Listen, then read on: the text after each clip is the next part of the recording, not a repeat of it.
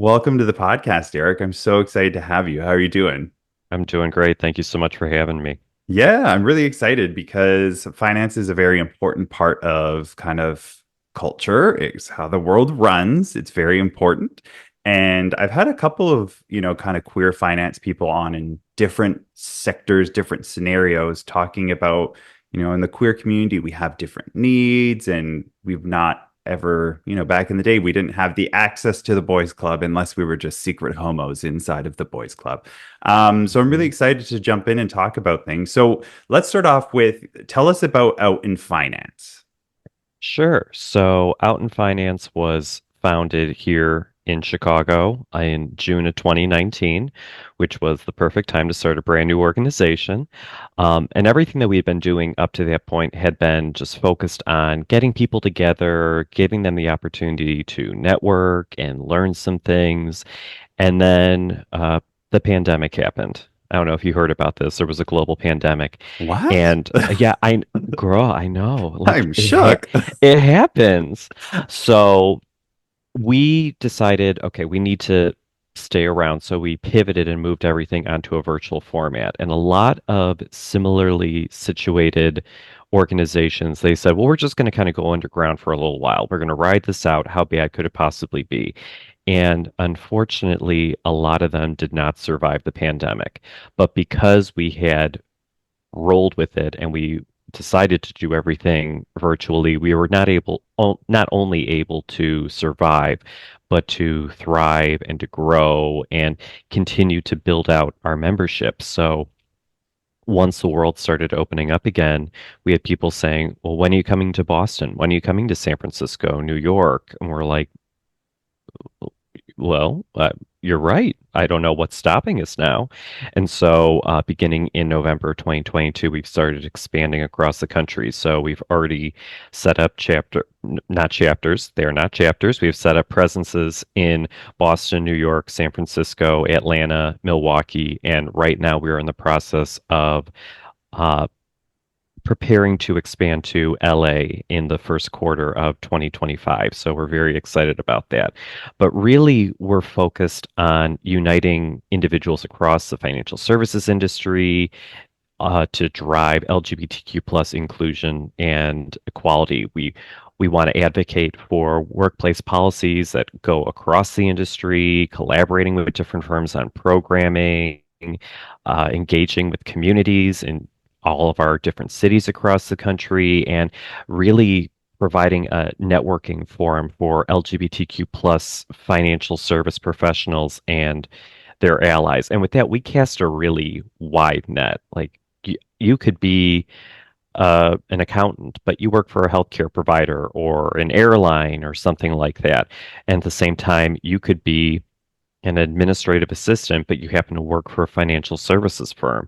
So by doing that, we're able to really bring in as many people along with us and take them on this journey that we're going on. Okay, so it's kind of this all-encompassing finance, not a specific like you have to work at a bank or you have to be here. It's kind of like everybody's welcome if you are in this kind of realm of finance. Absolutely. And we've even had people who have just happened to come to our events. We've had people who their friends are like, hey, I'm going to this thing. It's free. There's going to be some drinks and you're going to get to meet some people. And so people just come along and they've stuck around with us, and which is fantastic. I mean, even though a lot of our programming is focused on financial services and things that are pertinent to finance as a whole, a lot of this really transcends fields. These are storytelling things. These are things that you can take and pick and choose what really sticks with you and apply that into whatever you happen to be doing in your daily life. Because despite what my MBA says, I don't know shit about finance. I'm a paralegal by trade. So I don't really know like the numbers and everything, but I'm able to get so much out of the programming and everything that we do because those messages just resonate with people in the community and resonate with people who are in other often maligned communities. Definitely. And so you started in 2019. You're getting your feet Hmm. as an organization. Pandemic obviously aside is one thing, but now that, people are peopling again, you're getting your feet as an organization. What are some of the big goals, or has Out in Finance set any kind of big goals or big ideas that you are now working towards as an organization? Absolutely. I mean, number one is world domination. No, I'm kidding. Only half kidding. Um, but we really just want to reach as many people as humanly possible. And because all of our programming, actual programming type events, not more of our social type things. All of our programming is hybrid. So there's that in-person component where people can come in and engage with other people, be there in the room where it happens, but then still get that opportunity to network and meet other people who are within the industry and are a part of the community who want to continue to build out their professional network and want to learn and share those resources and experiences they have with one another. Okay. But we also have the virtual component. So people can literally join from anywhere in the universe as long as they have the link to it. So because of that, we've got people that are in these cities that we have not gotten a chance to go to who are like, come here. We could really use this. This is important. We want to help you all succeed. So that kind of helps us drive our expansion plan, which is our first big strategy. We want to set up presences in as many different parts around the country as we can because there are people who need something like Out in Finance. They need that community that you get by being a part of an organization like this. We also, at some point, would like to expand beyond just the United States. We've had people say, when are you coming to Toronto? London is over here. And it's like, yes, we want to do those things. We just have to make sure that we can shore up the numbers and get all of our ducks in a row and have a strong base here before we start really trying to take over the world. Hmm. We also we want to do more with university outreach. We know that the people that are currently in finance, that's great. This is wonderful. We're trying to break that idea that this is a pale, stale male dominated field. We want some cracks in the rainbow ceiling. And so we're doing the work in the field right now, but we want to encourage people to get into finance. There are so many people who are part of the LGBTQ plus community who don't even think about finance as a possible thing. To them, it's no, that's you have to be straight, white, and male, and probably come from some sort of wealth to really succeed in that industry. So it turns off a lot of people. But by reaching out to people at universities and saying, no, there is so much that you can do here. There are so many ways that you can succeed and ensure that people are welcomed and feeling included and have a seat at the table with all of this. th- that's key. Because obviously straight people have been handling the money for a long time, and I don't know how well of a job they've done. Like this is, let's have some of the gays be doing some of this. Although So there is a specific gay who does have a lot of money who I don't exactly like right now, who might be backing a certain politician who I think you probably know who I'm talking about. His we're not talking about her. She's not featured. She's not invited to the barbecue. No, she's But not happening. yeah, everybody else. So, I'm hearing a lot of like change. You want to have change happen and see change happen. Speaking of that and kind of following that thread along, what trends have you seen or do you see kind of developing in the markets around diversity in finance? So right now, the world is kind of a scary place. DE&I has quickly become a four-letter word, and you see it, just in the last couple months. HRC has put out a statement all about how these few companies, they said, we're you know, basically getting rid of DE&I. We're putting it under some big umbrella term. So we're not doing, you know, LGBTQ plus affinity groups or Black business resource groups or groups for women or groups for minorities. We're not doing any of that anymore. It's all just going to be one umbrella, which Because we is know how that worked out before. it's inherently problematic because not everybody's needs are the same. Experiences are very similar, but it really undercuts all the work that people are trying to do. And that's just becoming a an ongoing trend where you're seeing all of these companies pull away from that. And especially in an industry like finance, we're always kind of, you have your ear to the ground, like, is something going to be happening? Is something going to change? You don't really know. We haven't seen a lot of that. Fortunately, we do have, we're continuing to grow as far as corporate partners are concerned. We have over 60 that go across the country, and some of them have locations internationally, which is phenomenal, and we love everything about that. But there is still that nervousness. There's that, ooh, is something coming down the pike because finance is a traditionally very conservative sort of area, and you would think that that would be one of the first places that you would see them pulling away from DE&I and pulling away from LGBTQ plus type support, at least very prominent vocal support for these different communities. So we thankfully haven't lost a lot of that, but it's still one of those things that we are constantly never 100% sure of where we stand, which is why we want to continue to push and do more and make sure everything that we're doing is up to the same level that we've been doing and exceeding those expectations of our corporate partners, of our members, of those other organizations that are out there that haven't maybe come along for the ride with out in finance and are still kind of on the fence about us. Yeah, I definitely think that the world is in kind of this divided duality space where there's the way things used to be, and certain people support certain people and they want it to go back a certain way, and it's because they had it good. And a lot of those people are of a certain age where they're running things now, and they're like, well, my life is great and everything's going well for me. Why do I want things to change? And they're kind Hmm. of, running some stuff, most of the stuff. And then we have kind of the new generation that was born on technology and raised on technology, and the others who were always othered in their lives, people of color, women, who are like, no, no, no, now things can change. Like, we're smart enough now for things to change. And there's this wave of change, which is then creating the pushback of, no, no, no, we're not going to change, because the fear of losing the power, because that's what it all comes down to a lot of the time. It's those who have the power never want to lose the power or have the Right. power shift.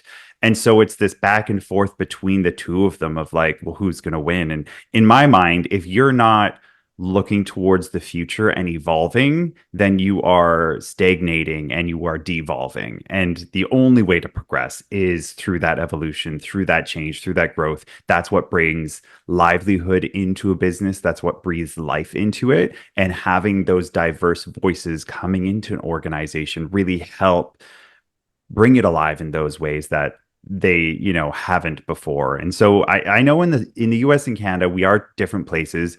It hasn't Hmm. hit us as hard up here, the DEI, because I think it was innately already in our kind of ecosystem and already in our, I guess, way of being as Canadians to already have that. But we definitely are watching and noticing what's going down in the States. Do you think things will improve or get worse in the short term? And I'm talking very short term, not long term right now, but very short term. Do you think things are going to get worse or better given the current climate and kind of where we are and possibly going into financially over the next couple of years? Ooh, loaded question. Boom, boom. Yeah. Um, my hope and the reality, I think, are two different things. My hope is that things will continue to improve. I think, there's a lot of work that's being done to really protect a lot of these rights and stuff. But I mean, even just the past couple months, going back to people chucking off DE&I, it seems like this is kind of ramping up a little bit. So unfortunately, I think for the short term, there is going to be a little bit of a dip. And that's something that is pretty natural with something like a DE&I. It's going to go through those ebbs and flows. There's going to be those times, we think about right after George Floyd, everybody shot up to the top with, we need to do DE&I. We need to be doing this. We need to be putting money in there. And all these companies were hiring dozens and dozens of people to fill these chief diversity officer and putting in DE&I liaisons and consultants and stuff to make sure that, we're doing this. We're a part of this. But after a short period of time, that it was almost like people said, well, we did that because of George Floyd. Well, now everything's better for people of color. Everything's better for women. Everything's better for LGBTQ plus people. So we don't have to worry about this as much anymore. For all of two And minutes, you did it? for for all of 2 minutes, it's like good for you, gold star. But then as soon as that happened, all of it just started to decrease, and you started to see budgets for DE&I and diversity efforts slowly and slowly getting chipped away, and we're pulling money and putting it in other places. And now it's to the point where you're seeing companies say, "Well, we're just going to do this all under this big umbrella term now. We're not going to focus on individual groups." Which is so disheartening. And it's like you completely missed the point of all of this. And when you see that at some of these companies, because you realize that they're the ones that are probably not going to be, 50, 60, 70 years from now. There's a good chance we may not see some of those companies anymore because they're very reactionary. You saw companies that already had a more robust DE&I type framework in place. They were like, okay, this is not a huge lift for us. We can absolutely do these things. But these companies that were like, oh, I heard about this DE&I. That sounds like something we should do. They had no idea how to really sustain that. And now they're like, okay, pull it back, pull it back, pull it back. But as as things move forward, those companies that are reactionary, they don't have necessarily what it takes to really survive and to adapt with change. And that's the biggest thing with people who are against DE&I, the LGBTQ plus community, people of color, women, different diversity groups, because they're like, well, that's just something that's there. We don't have to worry about that. The companies that are really thriving and are making those advancements and are getting people to want to work there are the ones that recognize that there is so much value in these groups because they don't follow the traditional white, cis, straight male idea that was put in place years and years and years ago. So if you have that adaptability and you recognize that there is potential here, you're going to want to work towards that and really cultivate as much of a relationship as you can with these communities and grow your business in these unique ways. If you can tap into some of these markets that a lot of people aren't tapping into, that's going to set you apart from other people, and that's going to diversify what you're offering, which will hopefully allow you to stay around for a lot longer. But, that's some people just don't think like that. They're very short-sighted, or they're like, well, we've always done it this way, so this is the way to do it. You need those conscientious disruptors. You need those people to come in and say, no, let's try something different. Let's, I remember I did this at this place and this seemed to work. Bringing in those unique experiences, those are the things that are really going to set you apart and allow you to, you know, sail through the rough waters that will eventually happen to any organization at some point in the future. Yeah, as you grow. I've always been a firm believer that it's the entrepreneurs and the kind of or entrepreneur mindset and future thinkers who bring those things to the organizations, and organizations who embrace that and go, okay, you know what? Maybe we haven't tried this, or maybe we've tried this, but in a different way, but let's give it another go, and are open to learning and growing. They're the ones that are really going to thrive into the future. And the ones that are like, nope, this is the way things are, closed minded.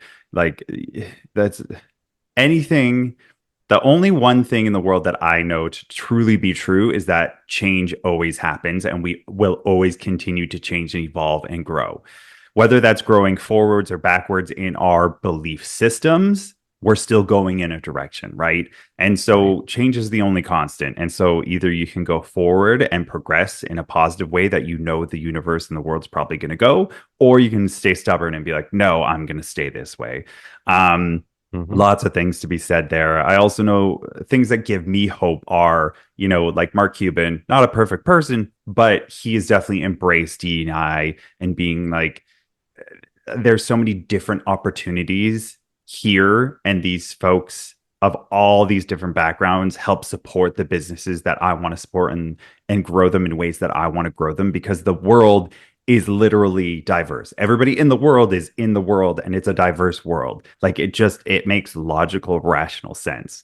What work is Out in Finance doing to contribute and counterbalance the kind of shifting tides that you've seen on like the the level that you're playing on in order to kind of still keep it breathing, keeping DEI alive, breathing, and actually helping these organizations flourish?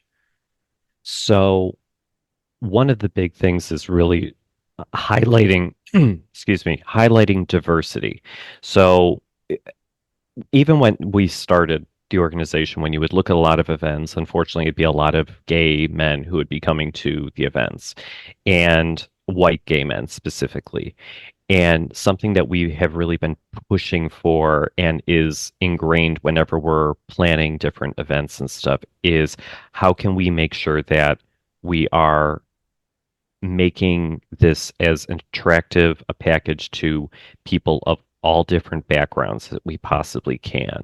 So bringing in people of color, women, trans people, non-binary people, having, a wide range of ages, making sure that we want to have panels and topics and speakers that speak to all of these different other subgroups within the LGBTQ plus community. And obviously, sometimes we can't do that. There's just going to be times where we're going to have a bunch of, cis white gay men who happen to be on a panel. But if we can at least then gear the questions, some of the topics, some of those things to these other communities, we're showing that there are these bridges that different people can build to help bring people along with them. We also we've been highlighting some of these different groups within the LGBTQ plus community. We do a series called Diverse Perspectives, and it's entirely focused on these groups of people that make up the financial services industry. So we've done one where it was all Black LGBTQ plus finance professionals. We did one all about immigrants and first generation people. We did one for Asian Pacific Islanders. We've done women. So we've done these things that just spotlight. Here's these other groups of people. It's not all, white gay men who are getting together to have some drinks and talk about stuff. It's here's these other people. Here are their stories. Here are the things that they're looking for. Here are the things that people have done for them that have helped them to move forward, which anybody can take that with them because there is so much value in highlighting that intersectionality between different communities. Like I said earlier, there's a lot of shared experiences between all of these different demographics, but by highlighting them, people are able to relate to them more and are able to reframe their thinking about some experiences and how they can apply that to their own life and how they could then apply that to other people's experiences. So showcasing that really is fantastic because LGBTQ plus is one of those demographics that really can transcend anything. Like you could be a black lesbian in a wheelchair who fought in Iraq and is Jewish. That's like six different points of intersection. And if you find that person, please introduce them to me because I would love to meet them because they're a unicorn. But there's so much that can go into one person. And we don't necessarily think about that. And we really don't think about that when it comes to a lot of straight people for the most part. It's like, okay, you're a man or a woman, or you're black, white, Asian, Hispanic, whatever you happen to be. Like those are those couple things. But when you add in LGBTQ plus, there's a whole nother layer of struggle, of experience, of success, and you want to hear about those different stories. So one of the things that we're doing is highlighting that intersectionality.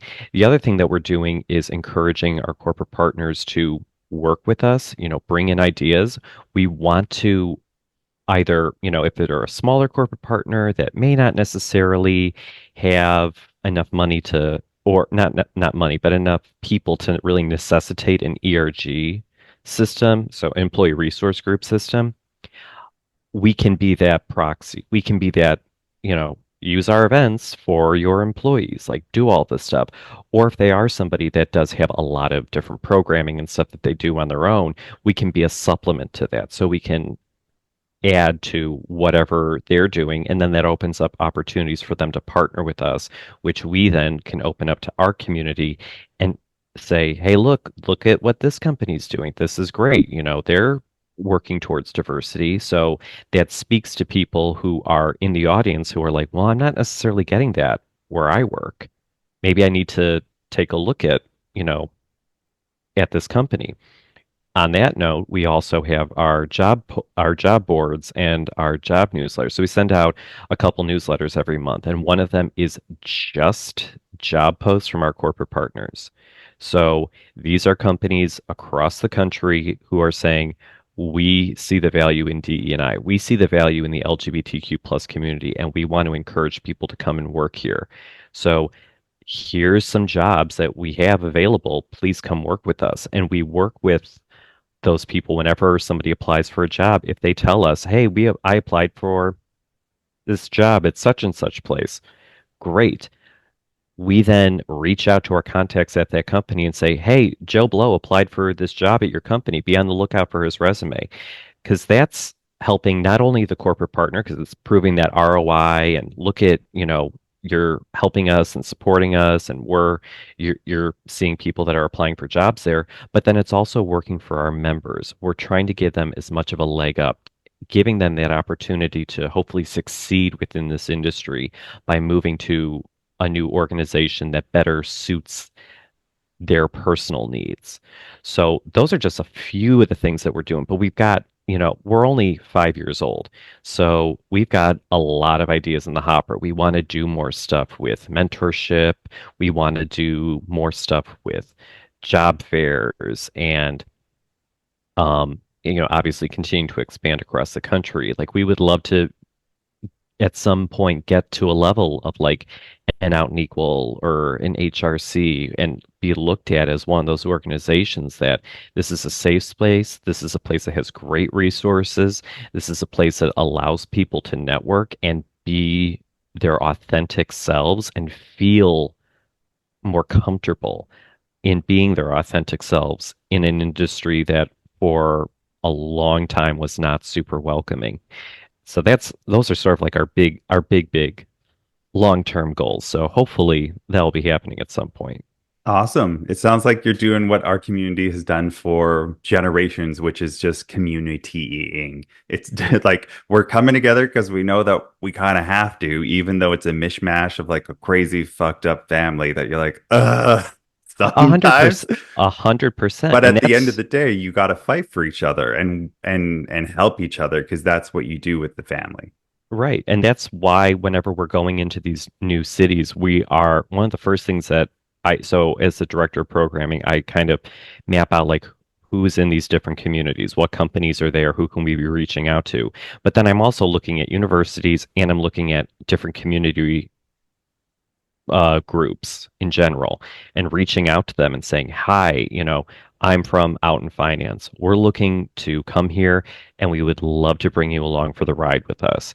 And we've partnered with different community groups across the country to say, to shine a spotlight on them as well. Look at what, you know, PIOW in Boston is doing. Look at what the Center on Halsted in Chicago is doing, just to make sure that people are more aware that there are these other groups out there because a lot of people just don't know about them. And so Yeah. to bring those people along because there's probably also somebody who's looking for something within financial services or does work in financial services or even is looking for something like an estate planner or a financial advisor. And as a gay man, I would prefer to work with somebody who's a part of the community because you know what my needs are. You know what are some of those considerations that somebody who is a straight person might not even think about or might kind of not discredit, but it'd be lower on their list of things I need to make sure that I cover when we're talking about all of this stuff. Definitely. So, where can folks go out and find more about, out in finance, where they can meet up, where you're doing events? Where can they find out all this information? I'm glad you asked. The easiest place is our website, www.outinfinance.org. Um, you can sign up on there for our mailing list so you get our newsletters. We promise we don't spam you too much. You'll get a newsletter with all of our events around the country, some of our community events from our community partners. So that's like the nonprofits and local groups around the country. We'll highlight some of those events. Then you'll also get a newsletter that's all just jobs, jobs, jobs, jobs, jobs. But you can also visit the website because it has all of our job boards from all of our corporate partners on there as well. And the same thing applies. Apply on a job there. Let us know. We'll reach out. Blah, blah, blah. You know the drill. We're also on Facebook. We're on LinkedIn. We're on Instagram. We have a YouTube page. So all of these different things you can engage with us. And we're always looking for people to volunteer. We are 100% volunteer run and operated. We have no paid staff. All of this is just people who have a passion for this and who care about this. Not to get all schmaltzy, but like this is like the proudest thing I've ever done with my career. I am just so blown away by what we've accomplished in 5 years, having, as many corporate partners as we have and getting quoted in articles and, people are talking about us and looking at us like, wow, they've really hit onto something.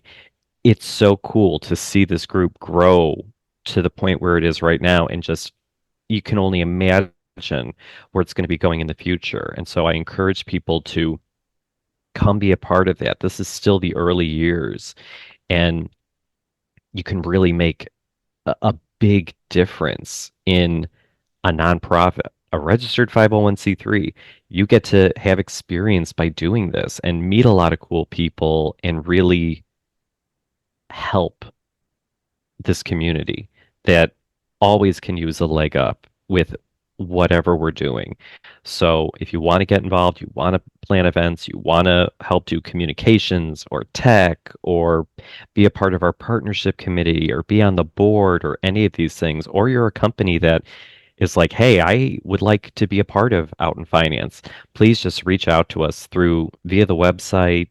All of the details are on there, how to volunteer, how to get involved, how to become a corporate partner, all of those different things. And we would love to have you be a part of that. And I'm happy to talk to anybody. This is the stuff I love to do. This is the stuff they don't pay me for. So, like, please, I always welcome people to send me a message on LinkedIn, um, send me an email. I'm happy to talk to anybody who is looking to find out more about Out in Finance. Amazing. Well, thank you so much. I'll make sure to have all those links in the show notes for those who are interested. This has been a Please do. fantastic conversation. Thanks for joining today, Eric.